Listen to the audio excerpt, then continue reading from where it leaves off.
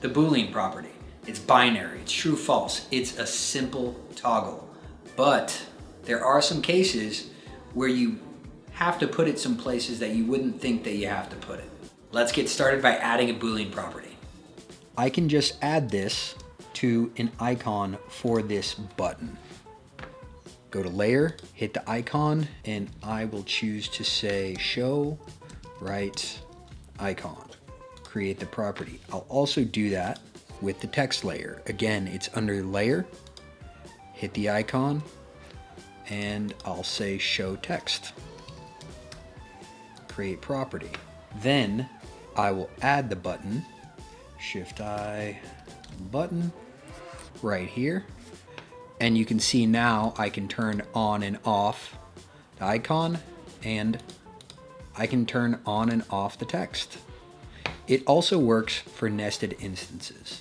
So if I grab this instance, this button instance right here, you can see that I not only have the Boolean operation inside, but I can also add the Boolean operation right here, show button.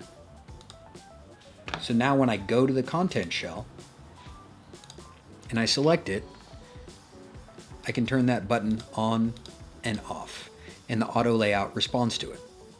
Boolean operations can get a little bit tricky when you're working with auto layout. Let me show you what I mean. If I go back to my master component and I have 2 buttons instead of 1, let's throw those in auto layout. Let's say they're 16 apart, and let's say this is secondary. So if I add a Boolean operation, you can see that these have the same Boolean operation that says show button. So what I'd like to do is break one of them and add a different Boolean operation so I can turn them on and off independently. That works for me. Something I recommend doing is putting a Boolean operation not just on each individual button, but on the auto layout frame itself. And I'd like to show you why.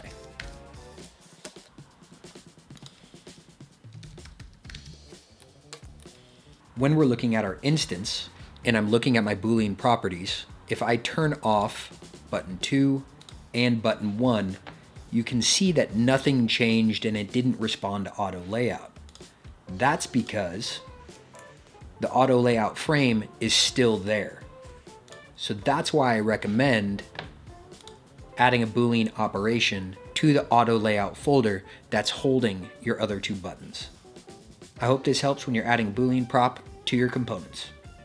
If you feel like this content helped you out or you liked it, please hit that like button, share this video, leave a comment below if you have any questions or suggestions about component properties or the Boolean property.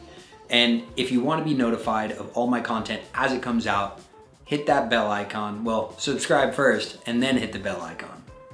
Thank you for your time. Have a good one. Bye, friends.